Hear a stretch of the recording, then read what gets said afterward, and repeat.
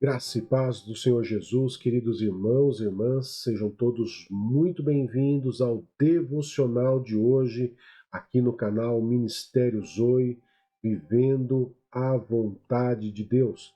Eu sou o pastor Fábio, todos os dias eu tenho estado aqui para trazer um devocional especial para você, como esse de hoje, que está registrado no livro de Mateus, capítulo 6, verso 9 a 13, um texto muito conhecido e que traz para nós o que nós chamamos de oração do Pai Nosso.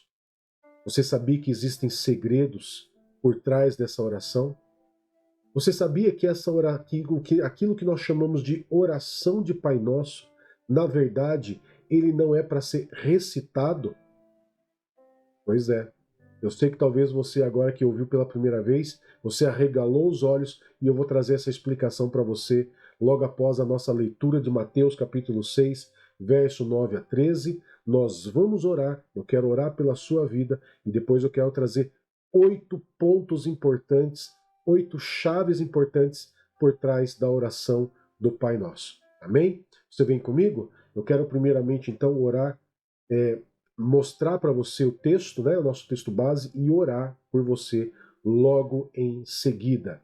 Mateus 6, verso 9 a 13 diz assim: Vocês devem orar assim: Pai nosso, que estás nos céus, santificado seja o teu nome. Venha o teu reino. Seja feita a tua vontade na terra como no céu. Dá-nos hoje o pão nosso de cada dia. Perdoa as nossas ofensas, como também temos perdoado aquele que nos ofende. E não nos deixeis cair em tentação, mas livra-nos do maligno, pois teu é o reino, o poder e a glória para sempre. Querido Pai, em nome do teu Filho Jesus Cristo, nós queremos nos colocar diante do Senhor para poder meditar nessa oração que o Senhor ensinou, essa oração estruturada que o Senhor nos ensinou, para que nós possamos aplicar em nossas vidas, para que nós possamos aumentar o nosso relacionamento contigo, para que nós possamos te ouvir, para que nós possamos ver todos os feitos do Senhor em nossas vidas. Pai, nós colocamos em tuas mãos esse devocional hoje, para que nós possamos adquirir mais conhecimento, mais sabedoria através dessa palavra, para que nós possamos cada vez mais nos aproximar do Senhor em conhecimento e em intimidade contigo, Pai. Colocamos diante do Senhor a vida desses irmãos, dessas irmãs, dessas famílias, diante do Senhor, Pai. E que cada família representada por esse que está ouvindo agora, Pai, que essa família seja protegida, guardada pelas tuas poderosas mãos, Pai. Que o Senhor os guarde do mal, guarde do maligno, guarde a saída e a chegada dos teus filhos, Pai. Dê a eles saúde, discernimento, sabedoria, Pai, em tudo aquilo que eles forem fazer hoje. E que tudo seja para a honra e a glória do teu santo e poderoso nome, Pai, em nome de Jesus. Amém e graças a Deus. Amém, queridos? Eu sei que quando você ouviu, quando eu falei que é a oração do Pai Nosso, o que nós chamamos de oração do Pai Nosso, não era para ser recitada, você arregalou os olhos de uma forma, e independente se você é evangélico ou se você é católico, você arregalou os olhos e falou assim: como assim? Heresia! Não, não é uma heresia. Eu vou te explicar. Raciocina comigo em algo importante. Jesus, queridos, antes mesmo dele falar sobre a oração, trazer a estrutura de oração que nós chamamos de Pai Nosso, ele trouxe alguns pontos serem considerados. A serem considerados. E nesses pontos a serem considerados, nós vemos, por exemplo, o verso 6. O verso 6, ele diz que quando você orar, vá para o seu quarto, feche a porta e ore ao seu pai que está em secreto. Aqui nós temos um ponto. Quanto tempo você gasta para orar a oração do Pai Nosso? 20 segundos? 30 segundos? Que oração é essa que você passa 30 segundos e você acha que tudo já foi feito?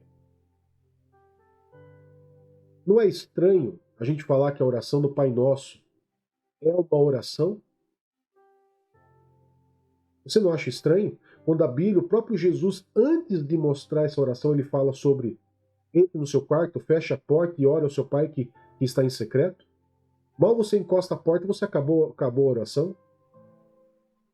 Segundo ponto, no verso 7. O verso 7 do mesmo capítulo 6 de Mateus, o próprio Jesus diz que quando orarem, não falem por falar, como fazem os gentios, pois eles pensam que por muito falar serão ouvidos. Em outras traduções, você vai ouvir a palavra não repitam, não façam orações repetitivas. Daí eu te falo, você orar o Pai Nosso não é uma oração repetitiva? Se toda a minha oração, se tudo aquilo que eu preciso está resumido apenas numa oração de 20 segundos, ela não se torna uma oração repetitiva? Pois é, querido. A verdade é que o que nós chamamos de oração de Pai Nosso, do Pai Nosso, ela na verdade é uma oração estruturada. O que é uma oração estruturada? O que Jesus ensinou aos seus discípulos na verdade, queridos, uma oração estruturada, ou seja, passo a passo, como se fosse ali uma receita. Como que eles poderiam estar orando? Qual seria a forma deles poderem investir tempo em orar? Afinal de contas, queridos, tudo isso que eu falei para você até agora bate com aquilo que Jesus, antes de ser entregue para poder morrer por nós, ele simplesmente foi orar no monte, os discípulos começavam a adormecer, porque estavam cansados, e lá em Mateus 26, verso 40 e 41, Jesus ele diz assim, vocês não podem vigiar e orar comigo nem sequer uma hora? Então, queridos, nós começamos a entender algumas coisas muito importantes quando nós meditamos naquilo que Jesus ensina, naquilo que ele escreve antes da oração e a estrutura de oração que ele traz para nós. E ele traz, dentro desse contexto, queridos, 8 pontos importantes para que eu possa orar. E nesse momento de oração, eu poder investir tempo no relacionamento com Deus. E esses benefícios eu quero trazer para você aqui agora, para que você possa meditar. Claro que você vai ouvir essa mensagem, mas depois no seu particular com Deus, pense, medite, e você vai chegar nessa mesma conclusão que nós chegamos aqui. Ok? Então olha só, primeira coisa que eu quero trazer para vocês é no verso 9. O verso 9, queridos, o verso 9, deixa eu colocar aqui para mim, na minha tela, para que eu possa, no retorno para mim, pronto. No retorno para mim, o verso 9, ele vai trazer 2 pontos, 2 benefícios somente no verso 1. Por exemplo, o primeiro benefício, a primeira chave dentro de uma oração é você direcionar a oração. E o segundo ponto é você adorar a quem você está direcionando essa oração. Por que Jesus ensinou isso? Porque o único que estás nos céus, como a Bíblia nos fala, Pai nosso que estás nos céus, o único Deus que está nos céus é Deus, o Deus Pai, o Criador. Então ali você está direcionando a sua oração e separando Deus de todos os outros supostos deuses que existem no mundo. Falando que é o Pai no céu e aquele que vive no céu. Você está direcionando a oração. Segundo ponto, você está dizendo, santificado seja o teu nome. O único Deus santo que diz que a própria Bíblia diz que os santos cantam santo, santo, santo, é o Deus criador dos céus e da terra. Isaías 6 exatamente diz isso. Anjos cantam: Santo, Santo, Santo é o Senhor. Então você começa o seu momento de oração indicando para quem você está orando e separando Deus de todos os outros deuses do mundo, direcionando a sua oração. É assim que você começa a sua oração, como Jesus começou. Pai nosso que estás nos céus, santificado seja o teu nome. Ou seja, você direciona a sua oração e agora você vai santificá-lo. Como que você santifica? Você separando Deus e adorando Ele. Separando Ele de todos os outros deuses na sua oração, na sua palavra, distinguindo Ele e adorando. É o momento que você entra para adorar ao Senhor, para você engrandecer, para você agradecer, adorar e para que você possa exaltar o nome do Senhor. E isso, se você parar para pensar que eu vou investir um tempo em poder direcionar minha oração e que eu vou adorar o Senhor, já passou 20 segundos. Você concorda comigo? Deus não é digno de toda adoração, toda honra, toda glória e todo poder? Pois é. Então, você tem que investir tempo em poder adorar ao Senhor. Terceiro ponto que eu quero trazer para você dentro da oração do Pai Nosso é o quê? É o verso 10. O verso 10, queridos, ele vai tratar do desejo ou vontade de Deus para que ela seja feita em nossa vida. Quando eu falo, venha o teu reino, seja feita a tua vontade na terra como no céu. O que é um reino, se não é o governar de Deus sobre as nossas vidas? Venha o teu reino sobre a minha vida, para que seja feita a sua vontade na terra, como é feita a vontade no céu. Esse reino, ele está falando em reino mundial, como também o reino pessoal. E esse reino, ele tem que ser primeiro em mim, para que depois ele possa ser manifestado no mundo. Esse reino ele tem que ser feito em mim, ou seja feita a tua vontade, Pai, como é feita no céu, como é feita na terra, no céu, seja feita também na minha vida. O reino de Deus, você está debaixo dessa autoridade de Deus, sobre esse reinado de Deus, que diferencia de tudo que tem no mundo. Porque a partir do momento que o reino de Deus está dentro de você, como a Bíblia diz que o reino de Deus tem que estar em nós, nós podemos manifestar o reino de Deus na terra. Olha só que importante isso.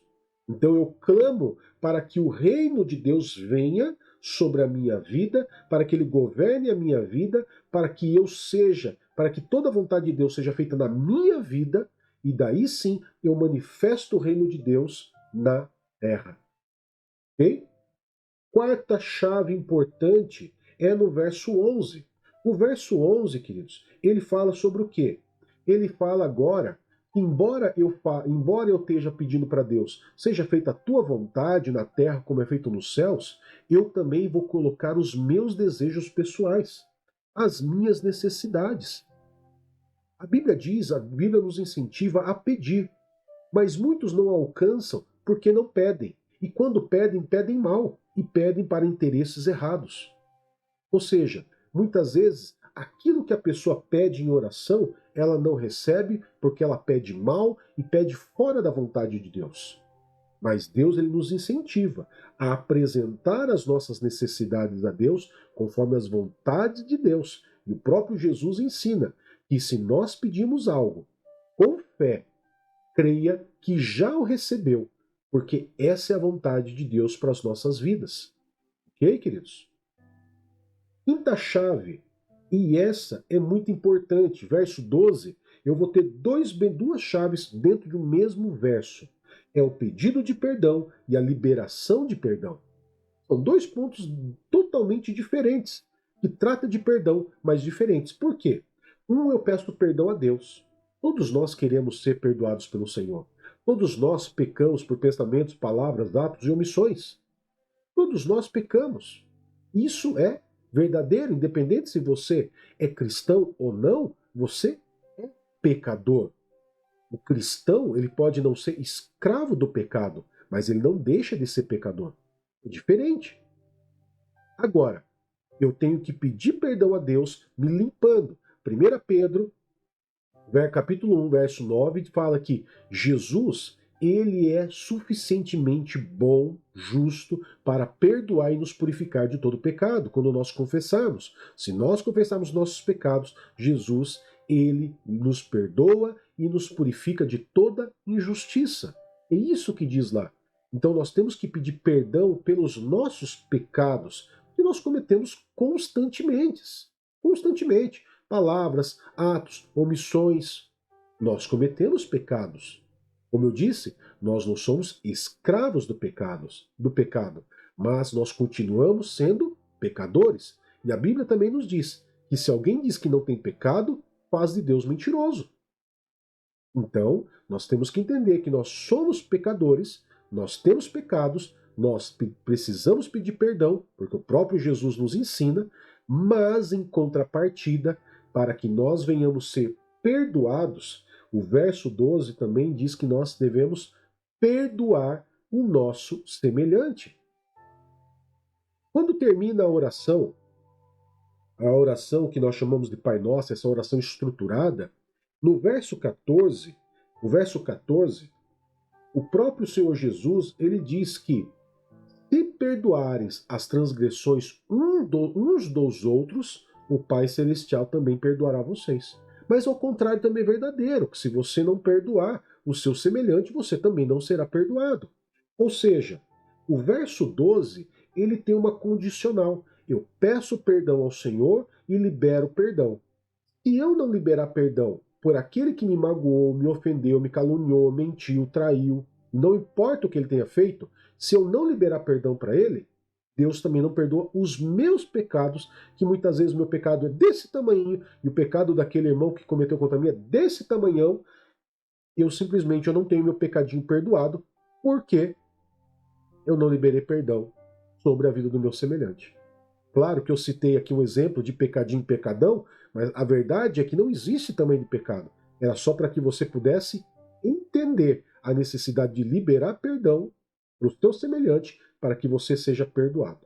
Ok? Sétima chave. O verso 13, fala sobre o quê? Pedido de fortalecimento e livramento. Para você ser fortalecido e para que você também tenha livramento das ações malignas. Queridos, o próprio Jesus, lá em Mateus capítulo 26, ele fala, no verso 41 principalmente, ele fala, orai para que não caiais em tentação. Ore para que vocês não caiam em tentação. E foi nesse exato momento que Jesus ele ensina os seus discípulos falando, vocês não podem sequer orar 1 hora? Orem e vigiem para que não caiam em tentação. Jesus ensina isso. Nós precisamos, sim, orar pedindo fortalecimento e livramento para que nós não venhamos cair na tentação, para que nós sempre estejamos fortes, fortalecidos no Senhor e para que Deus nos livre de todas as armadilhas, planos, projetos que o inimigo muitas vezes cria para tentar nos derrubar. Última chave, e não menos importante, ela, da mesma forma que você começou lá em cima, adorando ao Senhor, agora você encerra já agradecendo, adorando e exaltando ao Senhor. Porque o texto ele termina basicamente dizendo o quê? Pois teu é o reino, o poder e a glória para sempre. Você termina exaltando, engrandecendo e agradecendo ao Senhor. Com isso, queridos, eu te pergunto, se você montar toda essa estrutura de 8 chaves de oração na sua vida, seguindo esse ponto a ponto, você acha que Jesus realmente tinha mandado você fazer uma oração de 20 segundos? Ou ele quer que você realmente passe um tempo com Deus para que você possa conhecê-lo mais intimamente, como sempre foi a vontade de Deus, desde os tempos antigos, do Antigo Testamento, até hoje? Medite nessa palavra. Eu tenho certeza que você vai chegar numa conclusão muito legal e você vai desejar no seu coração passar mais tempo com Deus. Amém? Que a graça do nosso Senhor Jesus Cristo, o amor de Deus Pai e a comunhão do doce Espírito Santo esteja sempre com vocês. E você diz? Amém. Que Deus te abençoe, que Deus te guarde e até mais. Tchau, tchau.